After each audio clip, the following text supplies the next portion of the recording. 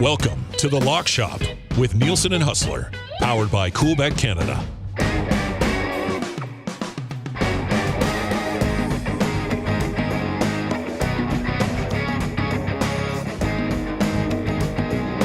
All right, it's 11 o'clock. What's up, everybody? Thank you very much for joining us. It's The Lock Shop. Dusty with you. Hus going to be by shortly. As well, as always, The Lock Shop is brought to you by our partners over at Coolbet. If you've not yet signed up for an account at Coolbet, please do. Use the code LOCKSHOP when you sign up, and you'll get a 100% deposit bonus on your initial deposit up to 200 smackaroos, so that's always nice. You can text us anytime, 780-218-9999, 780-218-9999. And lots to get to today as we work our way through the Lock Shop. We got NBA playoff futures that we can definitely slide in on. We got some play-in action tonight as well. Some meaningful games in the National Hockey League tonight, which is a little bit better than last night. The only one that really meant anything was that Habs game, and they end up losing to Chicago. Demidov, though, very nice in his debut. If you were on him to score a goal last night, it was a pretty good number over at Coolbet. That cashed for you early in the game last night. WrestleMania coming up. We'll get Hus WrestleMania picks. Is WrestleMania this weekend or is it next? It's next weekend. It's next week. They don't do WrestleMania Easter weekend. I know some people have been fired up about WrestleMania, but that's not this weekend, right? That would be next weekend. I'm not in the loop with the mania of the wrestling, so let me know. Mark A says, I'm hammering the Leafs tonight. They need that division title. Maple Leafs minus 159 tonight on the road in Buffalo. Pretty busy NHL schedule. It's like our full last NHL slate of the regular season. It is this weekend. They're doing WrestleMania Easter weekend. Man, the wrestling folks will not wait for the celebration of the Lord. That is crazy. All right, well, we'll get to the picks on Thursday then with Hus for WrestleMania. It's not always Easter weekend, right? I thought for some reason it was like the 24th, 25th, 26th weekend. But I obviously am not in the loop. How many games we got tonight in the NHL? 1, 2, 3, 4, 5, 6, 7, 8, 9, 10. We got 10 game slate tonight in the NHL. We will get you all of your starting goaltenders, obviously, for tonight's game. That was my alarm clock. I had it set because I was sleeping in my truck between shows. Just went off. Don't worry, Daddy's up. We're good to go. We got some series prices. We have 3 series prices, the same ones as yesterday.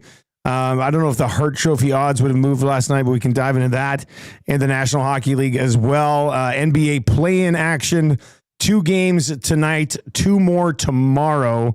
The Magic are 5.5-point favorites at home against the Hawks. The Warriors, 7-point favorites at home against the Grizz. And then tomorrow we get the Heat and the Bulls, the Mavs, and the Kings. We got some game 1 numbers out there already as well. And 4 series prices are up for the NBA. So that's good news as well. Big Uke says Easter also moves, Dusty. I mean, yeah, that's a good point. Easter does move. When was the last time WrestleMania was on Easter? I mean, it's a crazy thing. I guess for many people, WrestleMania would take precedent. I think I have one buddy who might be trying to sneak down to WrestleMania. It's not this guy, I don't think. Let's bring in Hus from WST today. Hus, you're not sneaking away to WrestleMania, are you? I have some buddies actually that are heading down there, but knowing it's in Vegas, right? Is it Vegas? It's in Vegas. In Vegas, Allegiant Stadium. But we've got bigger fish to fry than John Cena and Cody Rhodes. And we don't know who that fish to fry will be yet. We'll find out maybe tonight, Minnesota, St. Louis. Yeah. But playoffs are going to be starting here in Winnipeg on the weekend, and I'm definitely not missing that. So we'll have to watch on Netflix a little later on. I know, we're going to talk a lot of hockey today and stuff. Somebody did text in, I think this morning or maybe yesterday morning, when they're talking about WrestleMania, and says like the lead up hasn't been like as crazy as he had kind of hoped or expected. Like this Cena Rhodes thing is still going down. Like that hasn't changed or anything. Even me, like as a guy who kind of consumes wrestling via clips online, I haven't really seen much hype for what's about to go down this weekend. You know what is weird? I mean, in wrestling circles, I think people are very fired up. I mean, I did catch a little bit of it last night in this CM Punk and Rollins and Roman Reigns thing should be pretty good. They had a big final build on the go home show last night. But I do wonder if the move from television to Netflix, while probably exposing it to a lot of new people, has changed the way people view. Like I can tell you myself, I mean, I'm not tuning in, right? Mind you, I never did before anyways, really. I mean, that was more a PVR thing to get through the ads and a bunch of things. You could watch a 3-hour show in an hour and 20 minutes or something like that. But I don't know if there isn't maybe new challenges that their placement in the world of how the content is delivered might have changed that a little bit. But the other thing was that they were in Europe for like 3 of the 5 weeks.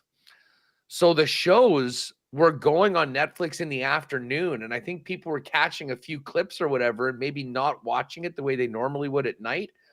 That being said, they'll take over on the weekend. It'll be a big deal. And I should actually, just while you bring that up, I should see what we've got cooking right now for the WWE. Oh, yeah, wrestling. Why don't we just quickly take a look at these WrestleMania odds right now while you brought it up? Just a little peek. I see Logan Paul will be wrestling. Yeah, Logan Paul's in it. Dude, I got to tell you, you may hate like the personality of the guy. This dude is an elite. No, I hate it. I hate his brother. I got a little bit more time for Logan, and he looks like a freak when he's wrestling, like athletically. I mean, he's only done like 15 matches or something like that, and he literally is right there with some of the best. I mean, he's been amazing. Yeah, he's going up against AJ Styles. He is the favorite at -250. AJ is +170. We've got Jade Cargill and Naomi. Jade's a -345 favorite. This one will be good. Rey Mysterio versus El Grande Americano. I got to look up this El Grande Americano guy. So this is Chad Gable. Okay. Who, I don't know, I guess the story was that he is having all these problems with luchadors. So he is now, and they won't admit that it is Chad Gable. He's basically saying this is different. It's the best. Gable has like a real level of comedy to his thing. Anyways, Rey's -139. So he's like the American luchador, basically. Like that's. Yeah, like he wears the exact same thing as he always did. He just has a mask on, and he claims it's not him. It's El Grande Americano, the big American. I got time for something ridiculous like that. That's amusing. Drew McIntyre, big favorite, -1,000 against Damian Priest. What do we have? Okay, there's a couple exclusives. Crowd pleasers, Cody Rhodes, CM Punk, and AJ Styles all to win, 12-1. And new, Jacob Fatu, Dom Mysterio, Jey Uso, Charlotte Flair, and Cena all to win is +550. The triple threat match of Punk, Rollins, and Reigns. Punk's the favorite, -156. Rollins +135. Roman +225. U.S. Championship, Jacob Fatu -303 over LA Knight. Wow, Charlotte Flair, Tiffany Stratton is basically a pick'em. Tiffy time -115. The Queen -120. The World Heavyweight Championship, Jey Uso -500 against Gunther. The tag belts, the New Day. The New Day, who are now bad guys, against War Raiders. New Day's the favorite, -588. Cena is right now -250. Cody Rhodes +170. That sound about right to you? Yeah, I mean, I would think you kind of assume that Cena's going to win, I guess, but stranger things have happened. I mean, it's certainly like that in wrestling kind of is almost basically a pick 'em. Like you see some of these ones that are -5 and -600 that you think are highly likely. This one I think really could go either way. It's a 4-way for the Intercontinental title. Dom Mysterio is the favorite at -222. You got women's tag belts. Liv Morgan, love Liv. Her and Raquel Rodriguez, minus 588 favorites. And the final one, three-way for the women's belt, Bianca Belair, minus 110. Rhea Ripley, plus 250. Io Sky, plus 105. So, wrestling fans, we've watched Raw. Get into the lab and start cooking in Coolbet. Very bottom of sports, WWE. WrestleMania odds are up. Hey, you know what? While we're kind of transitioning here, Dusty, congratulations are out, and he's in the chat. Shout out to Mark Amfanasuk, loyal lock shopper, loyal WSTer. That's Mark, how you say his name, Amfanasuk. I've always wondered. I just call him Mark A. Yeah, Mark Amp Yoga on in another one. But yeah, Mark Amfanasuk. I believe I'm pronouncing it correctly. It sure rolls off your tongue nicely. It sounds correct. Mark got third place in the UFC contest on the weekend. So Mark, Jake and Patty are going to be putting together a nice Coolbet prize package and sending it out to you. Hopefully one of these will be in here. Definitely my favorite hoodie. Dusty, it is an all-time hoodie. That's an all-time hoodie. A bunch of other stuff. So way to go, Mark. Congratulations on that. And I do believe while we're talking about Coolbet contests, I know the Masters was last week, but the Heritage is up. Patty's going to join us tomorrow. Maybe you missed out on the Masters or whatever, but if you are betting golf for this weekend, make sure to opt in on that Canadian Open promo because you do have one more weekend to get bets in. You get a raffle ticket for every $10 wagered, but you have to opt in. If you go into the bonuses, just put in can open and opt in, and that will be there, and then you'll be eligible. But I'm sure we'll talk a little bit more about the Masters just passed tomorrow with Pat, and then get ready for the Heritage. I'll be honest, I'm actually not done talking about the Masters. Like, I don't know if you do. But like yesterday, once I was finished everything, like I listened to what the Overdrive guys were saying. I watched more Golf Channel yesterday. Like, I just cannot get enough of the aftermath of it. And listen, all the Rory stories are amazing. Just hearing people talk about their experiences watching it. I mean, I honestly, now 24 hours removed from talking about it with you yesterday and on WST, I think this one is going to go down as historic, like all time. I mean, I don't know if anyone will ever forget watching the 2025 Masters just because of he's going to do it. He's choking. He's back. He's choking again. I mean, wildest ride of all time. I mean, it just was. It really was. I mean, and it got the finish that all of us wanted, but that was the craziest ride of all time. I mean, there's some Tiger moments that you remember along the way, but the up and down, the trying to finally complete this Grand Slam. Like, I'm with you, man. Like, I won't ever forget where I was watching that thing. I won't forget that, I spent the whole day by myself watching it nicely. And then the family rolls home for 18 and we get to watch it together. I mean, I'll never forget that one. That was an all-time sports moment. It was ridiculous. I could talk about it all week. It was phenomenal. It's so much fun. And by the way, this is one of those days where it really pays to watch the Lock Shop. Remember when we were yesterday? I'm like, hey, what are Rory for the other majors? Yeah. Dude, I think everyone was watching this show immediately going, yeah, you're right, Hus. We probably aren't going to get any better numbers on Rory because they absolutely just smashed it. Cratered after the Lock Shop yesterday. So if you recall, Rory for the PGA was 7-1. And I said, I don't think we're getting a better number than 7-1. Oh, yeah. I think I was right. He's 5-1 now. For the Open Championship, he was 9-1. He is now 6-1. Same with Scheffler. He's even with Scheffler now. Yep. And we said that the Scheffler number was going to be coming up. For the U.S. Open, he was 10-1. He's now 6-1 as well. Oh, you lock shoppers. You pounded this thing yesterday. Well, and listen to this. Remember we were there and got on the Rory Slam immediately? Yeah.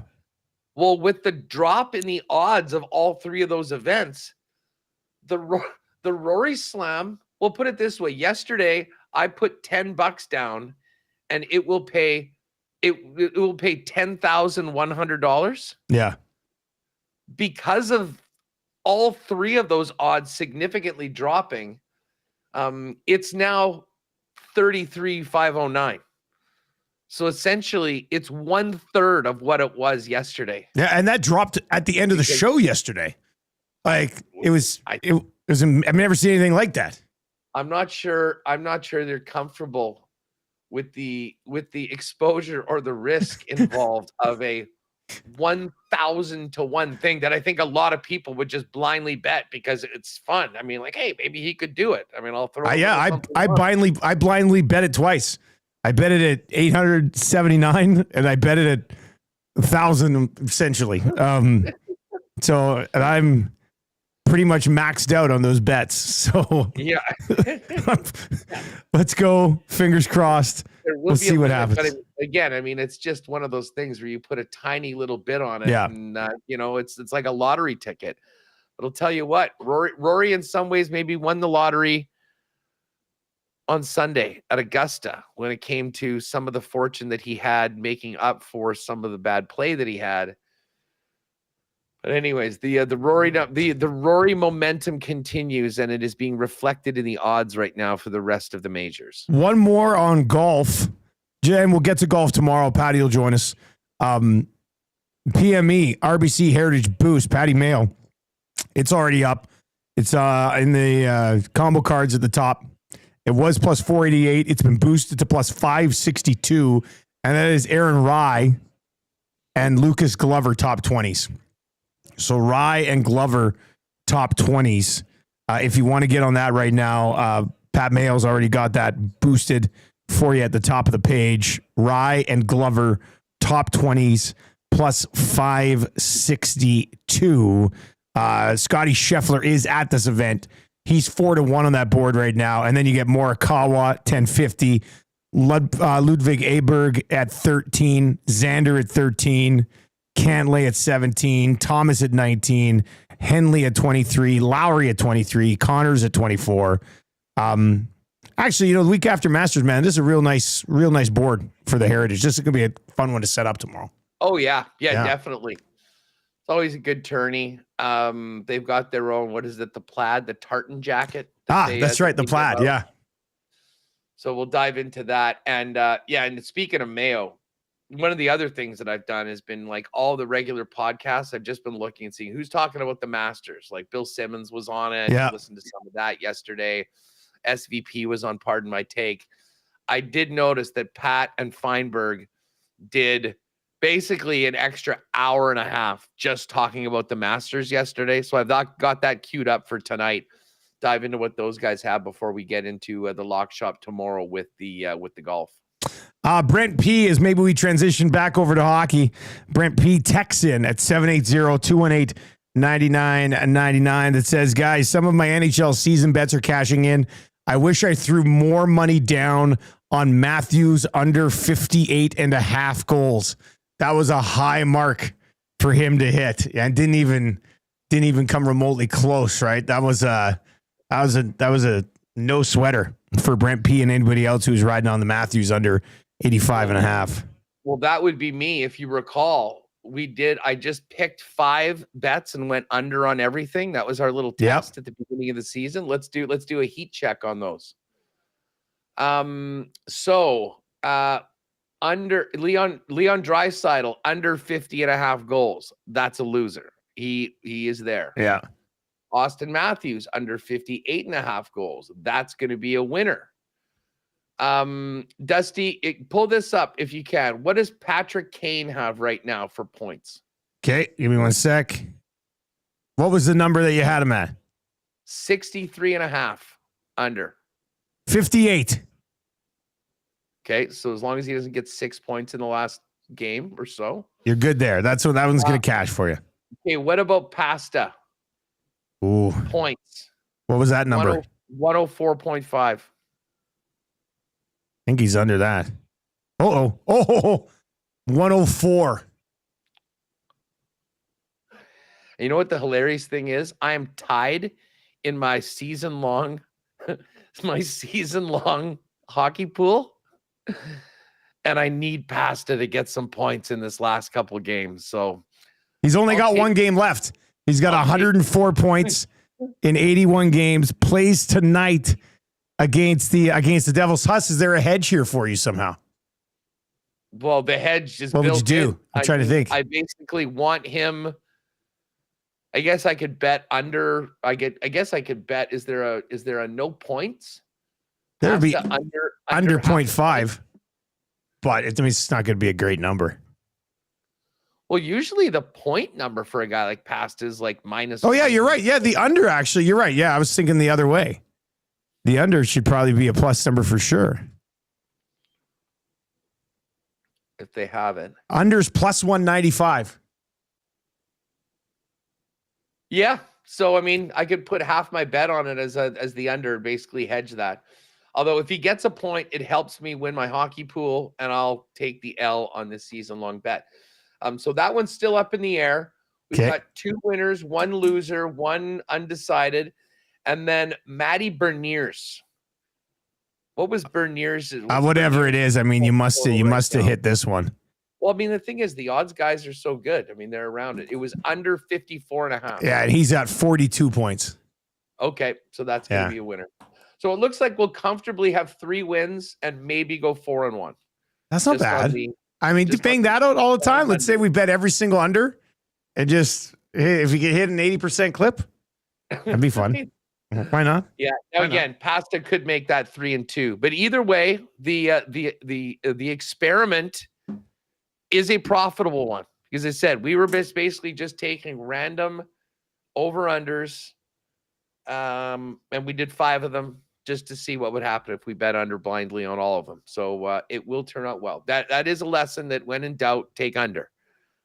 Just because of injuries and things like that. That was basically the theory. Yeah, there's always the wild card with the injury in there, right? So last night in the NHL, not a lot of meaningful action. The Habs do not clinch as they lose in a shootout to Chicago Hus, but we got our first look at Demidov, goal and an assist. I mean, the hype train was already on the way to the moon, and now it's pushing through to the sun, I would think, in Montreal with his debut last night.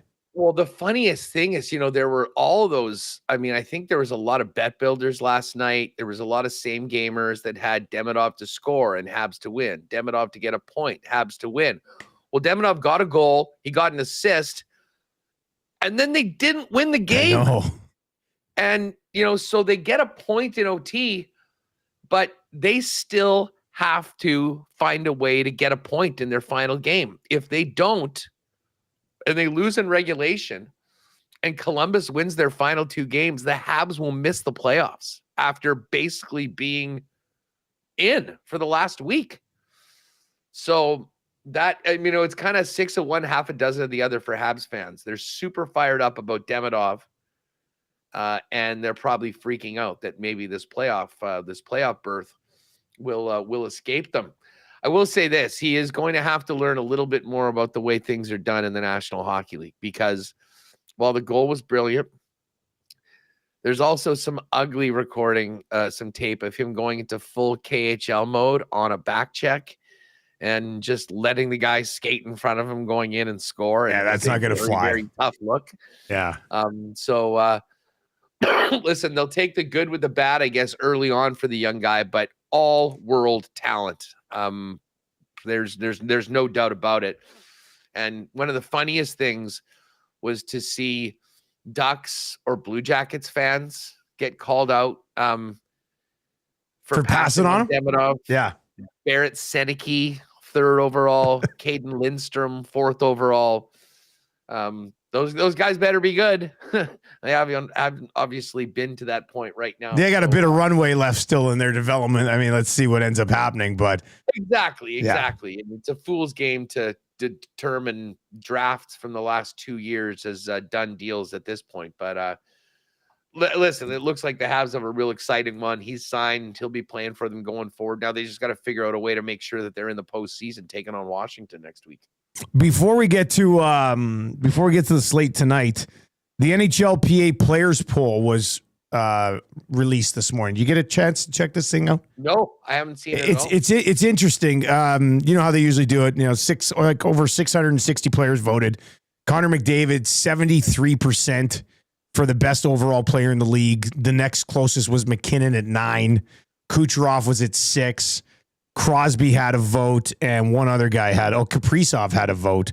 And then there was a bunch of guys who had less than the 1.5%. The one that's interesting, though, and we're going to talk about this on Two Guys and Goalie a little bit today as well, voted by players, Vasilevsky, like 31% as the best goalie in the league, Shesterkin 23%, and Helly at 15%, which kind of, I mean, I don't like, that's just, you know how we're always like, the books are disrespecting the Jets and the analysts. What's that?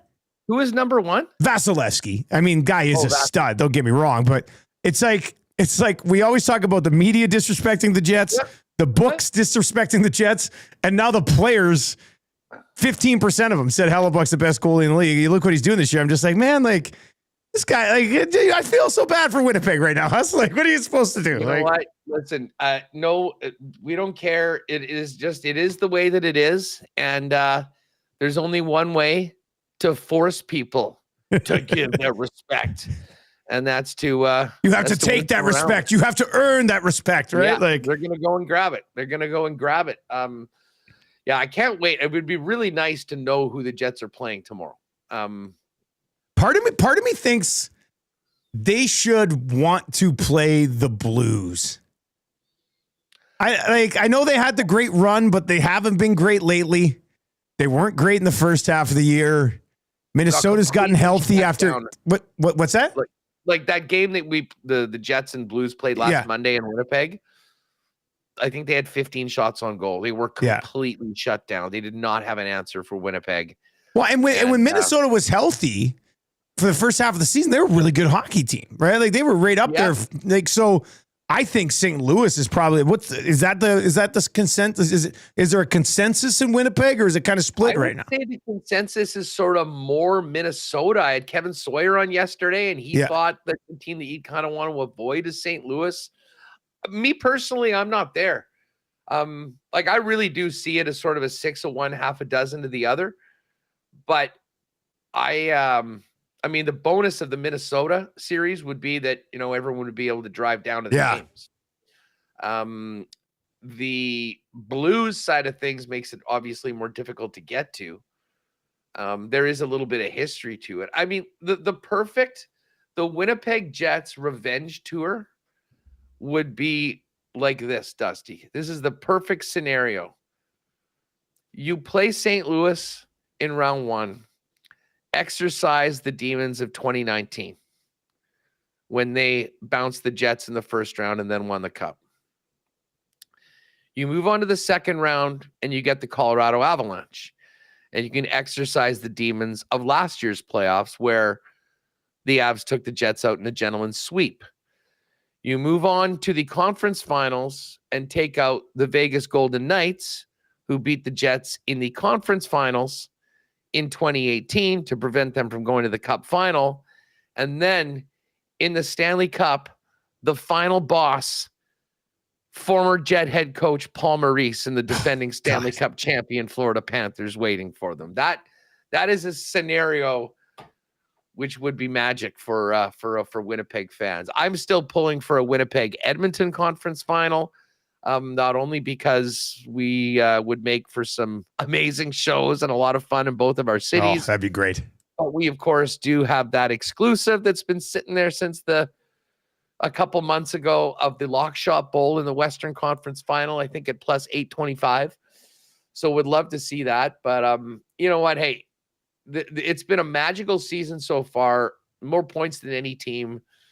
But all that needs to be put aside. Focus on game 1. Focus on the first period. I mean, all these cliches. But the Jets have been good at that all year long, and I'm hoping that is the case. How was your night at the game last night? Bunting's such a beauty. I love that guy. Like for anybody who's not familiar, I mean, Damon Bunting is our exclusive realtor here on Edmonton Sports Talk. He's a major partner of ours. He's a absolutely terrific dude. He was telling me last night, he goes, yeah, this this house I just listed in Windermere. He goes, the guy came up to me when he listed it. He's like, I'm coming to you because I know you support the Nate Ookes sports programs. He goes, and it also helps that you're a friend of EST because my wife loves Edmonton Sports Talk. So Bunting was all, but for people that don't know, Hus and Bunting used to work together years ago. And was he as much of a beauty back then as he is now? Because I told Eric this morning when we were doing our confessions, I said, like, I have this small list of dudes that I'm like, if I had more time, I'd like to become better friends with. And I was like, I think I'm officially putting Bunting on that list. Like, it's a shorter list. I don't even have time to really like hang out with him as much as I want, let alone like become better buddies with him. But I got a small group of guys, and I'm like, I think Bunting's making that list now. Like, I would like to hang out with him more. He's just a good dude. He's on the list. He's always been that. Yeah, listen, my time in the pit there working with the fellas at the Oilers was, I mean, I wasn't even there for barely a full year, but holy smokes, did I make some great friends. I mean, Bunting was at the top of that list. Elmo and the Bruiser, Bruce Riccozzi, guys that are still in Edmonton, I know that are tuning in. I'll often, if I'm popping on one of your shows, get a text from the guys in there. I mean, we were young. It was so much fun. But yeah, Bunting, and I knew that he would be a really successful dude too. I mean, he was great at what he did.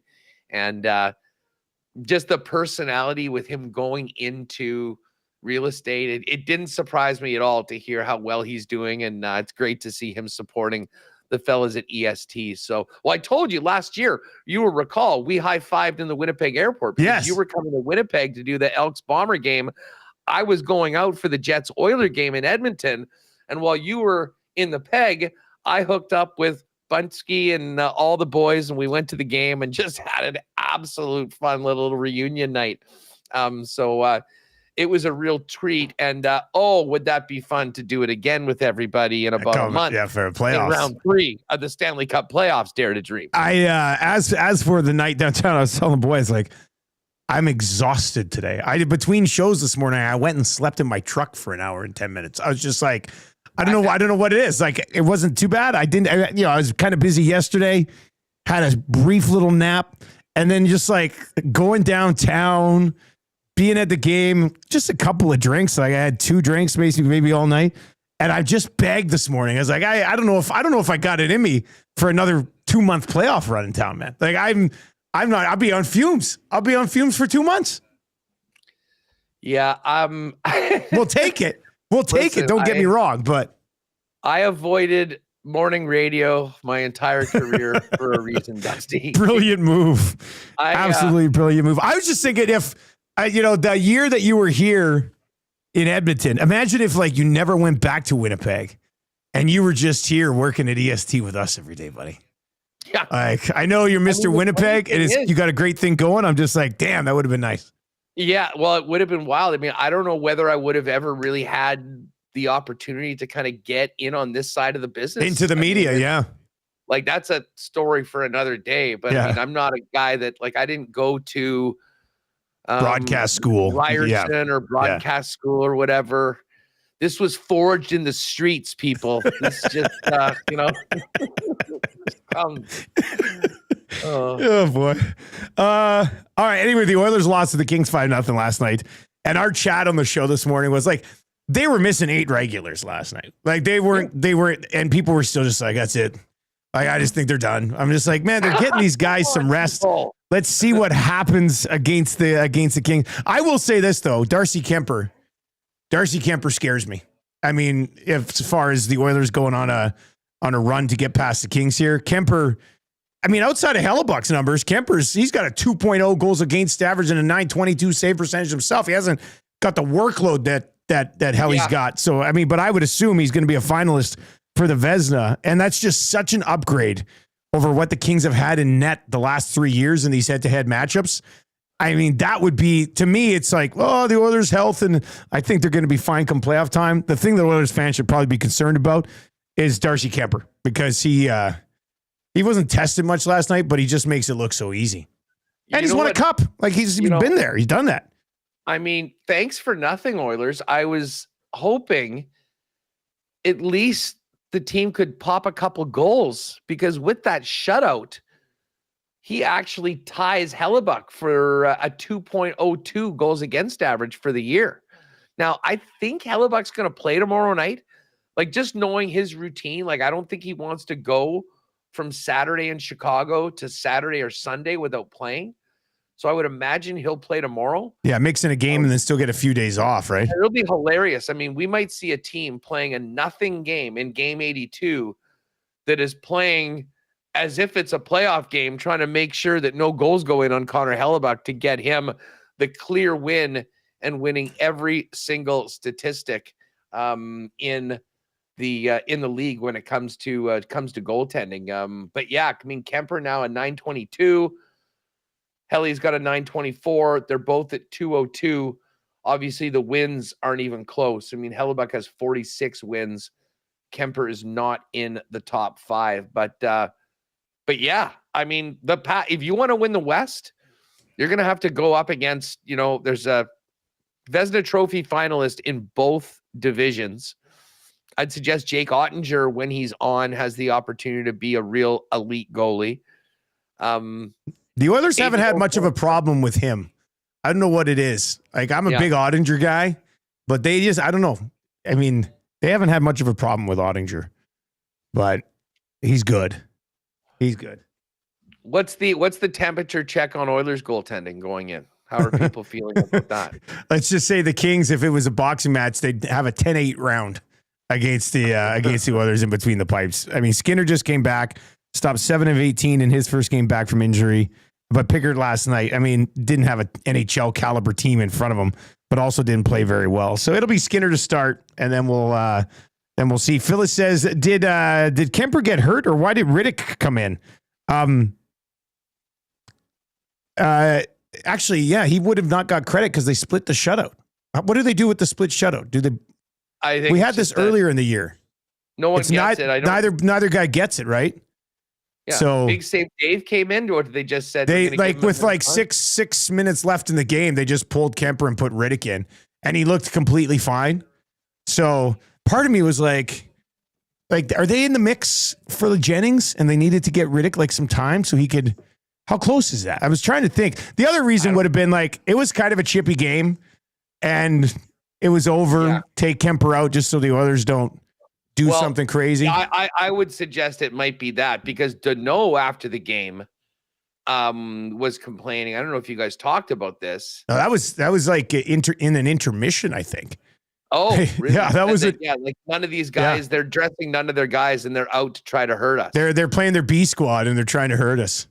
Well, what was the story with this nurse? I mean, I saw the replay. I didn't think that this was anything like he's not getting player safety or anything. Yeah, well, I don't know. I haven't seen anything yet this morning. We were kind of assuming last night because he's got a history that he might get a game. Drager tweeted this an hour ago.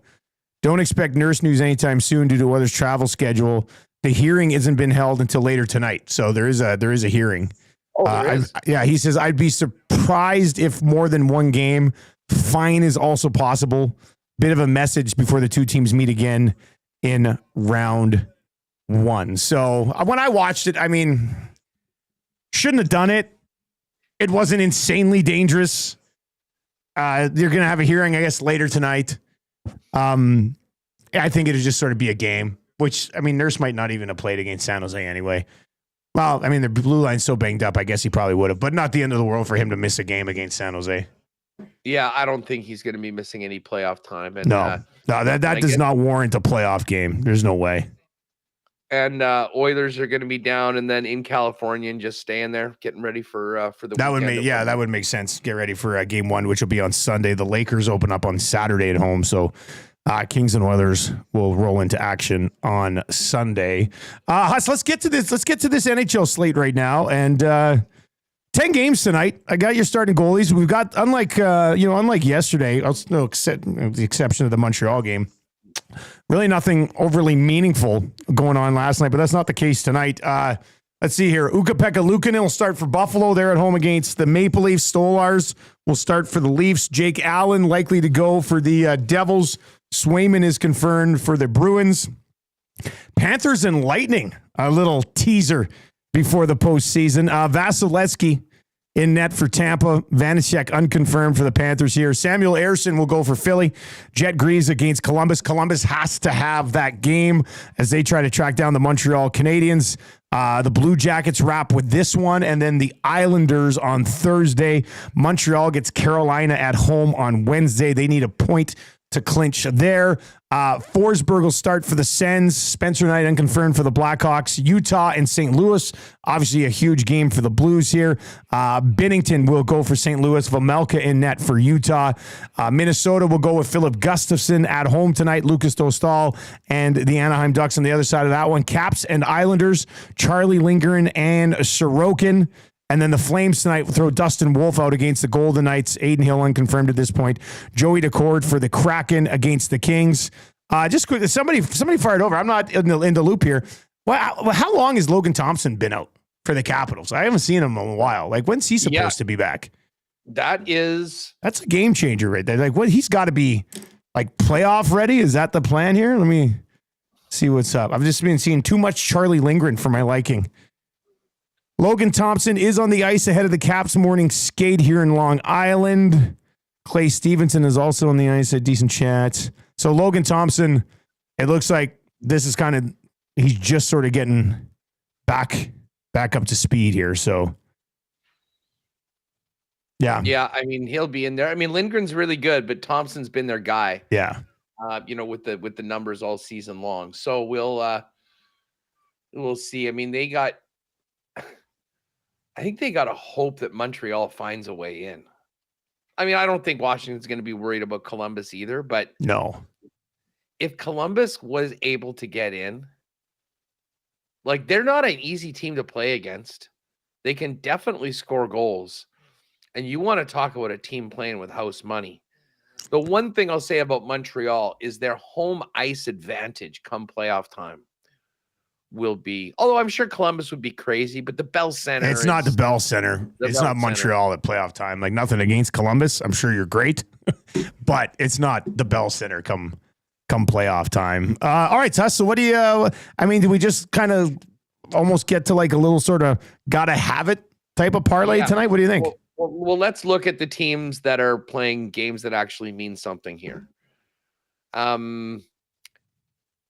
Like, just straight up to make the playoffs. Columbus needs to win to stay alive. They're minus 139. Calgary needs to win to stay alive. They're plus 105 at home to Vegas. I don't know whether we like them in that game, but that is the situation. I think the Flames go down fighting here. I mean, I think I like them on the board. Like, yeah. I'm fully in on Calgary if we want to put them in. Let me see if I can find some info on what Vegas is doing lineup-wise tonight, because this is a nothing game for them, right? Absolute nothing burger. So yeah, I mean, their morning skate's probably happening right now, so we may have to. Yeah, they're on the ice right now for the morning skate. Yeah, but either way, the only thing that would change would be the number. Like, if all of a sudden a bunch of guys aren't playing, then all of a sudden the Calgary number is going to go down. So I mean, just on principle, I think at home, plus 105, they will be playing their hearts out tonight. I have absolutely no doubt about that. The Blues need to win in regulation to win. And I guess here's the thing. That's a 7:00 game. The Calgary game is an 8:00 game. So Calgary could know that they're toast during their game. I'm not sure that'll change the way they play at all. But anyways, St. Louis minus 154. And Utah did play last night. Now, Utah's been unreal lately. Didn't they put up 7 last night or something like that? Another reason why I'm sweating out this damn hockey pool is guy had freaking Clayton Keller last night, 2-2. But St. Louis is there minus 154. And then the other team that needs to win to guarantee their spot and to take 7th is the Minnesota Wild. So Columbus minus 139, Calgary plus 105, St. Louis minus 154, Minnesota minus 270. Those are the 4 teams that either have to win to stay alive or have to win to book their ticket. it'd be quite something to see all four of them get it done. So I was looking at some different options here on like what the numbers will be. All fours plus 697, not necessarily needing to do that. Minnesota's the longest line at minus 270, which makes sense. I mean, they would be my favorite play, and they are parlayable at minus 270, but without them in there, if it was just Columbus, Calgary, and St. Louis, we're looking at plus 481.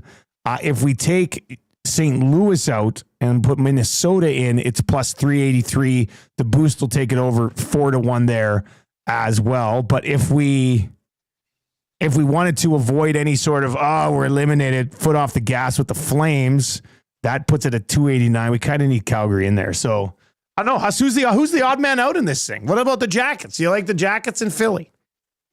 Yeah, I do. I mean, that's the one that has not, Montreal's not playing until tomorrow. So it's very simple for them. They got to go in and win this game. Yeah. And listen, Philly is playing for next season.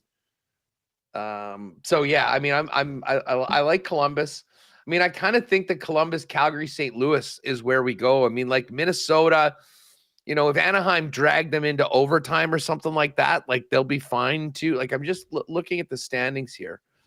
Like what happens if Minnesota needs 2 points they need 1 point to hold down the, I guess if they had 1 point, they lost in OT and they got to 96 with 33 regulation wins. If Calgary won both of their final games, no, they still wouldn't win a tiebreaker over Minnesota. So Minnesota needs a point. St. Louis is the one that needs to win in regulation to guarantee themselves to win. If they were to win in OT, they would get to 96, but Calgary could still get to 96. And because they only have the 31 regulation wins, 2 regulation wins for Calgary would put them above St. Louis in the tiebreaker. So yeah, I mean, I'm with it. I mean, let's St. Louis, Calgary, Columbus. The gotta have it tonight. Plus 481. So it'll be over 5-1 after Jake and Pat give her the old boost. Okay, I like that. I like that one. Hey, what's up with Ehlers out week to week here, buddy? What does that mean for you guys? That's what they've just said. Ehlers week to week. Yeah, I just saw it come across at TSN. Nick Ehlers will be on the shelf on a week to week basis. That is brutal. That guy is so cursed when it comes to the playoffs. Like, did you see how this happened? I think you were telling me about this. Was it friendly fire? Is that what it was? He ran into a linesman. Oh, no. He skated backwards into a linesman and then went down and seemed to be in some pain. We thought, and apparently... Oh, geez. Yeah, he had to be helped off the ice by 2 teammates. Yeah. Now, he had just come back from something.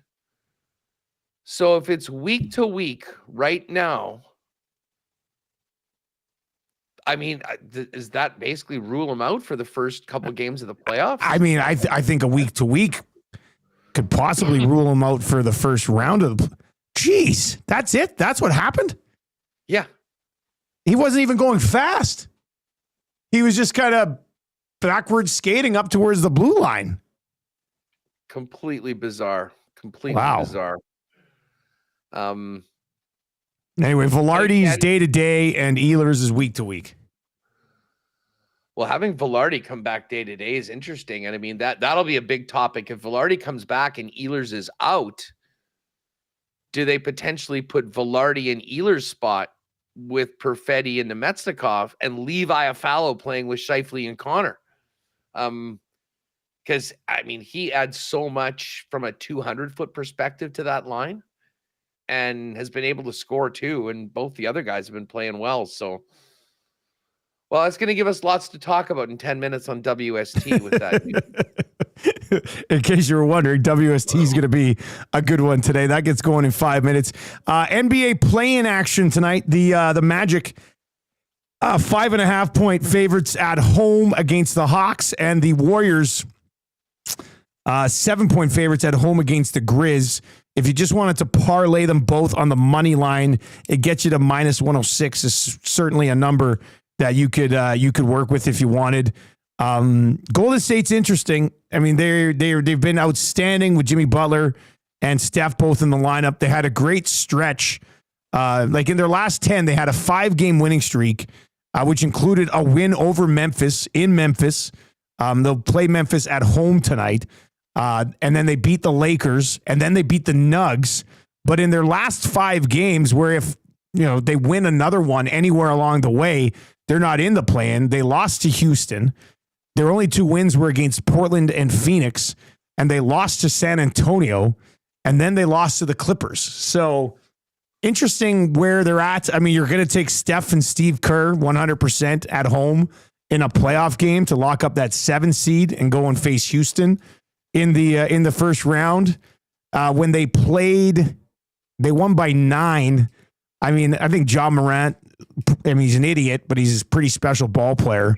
7's a pretty big number. I could see it's either the Warriors are either going to win by 30 or Ja Morant's going to be amazing and we get to cover this spread. Like, I don't see a world where the Grizz lose by 10. They're either going to hang tight or the Warriors are going to crush them. So I'm kind of, I don't know what to do. I don't know what to do on that one. But I mean, the Golden State Orlando parlay at minus 106, and that's probably a safe play tonight. Timmy Tushu says the Grizz and Golden State overtime tonight. And Rod Z says Golden State lost to the Spurs. LOL. And Memphis is coming in after hanging 132 on Dallas in their last game. Prior to that, losses to Denver and Minnesota, 2 really good teams, and then had won 3 in a row against teams out east. Prior to that, I think I probably would lean Memphis to cover the 7. But it should be a good game tonight. I'm looking forward to watching that one. NBA futures are up. Do we have title futures? OKC plus 165 to win the championship. Heavy favorite. Jeez. Celtics 2-1.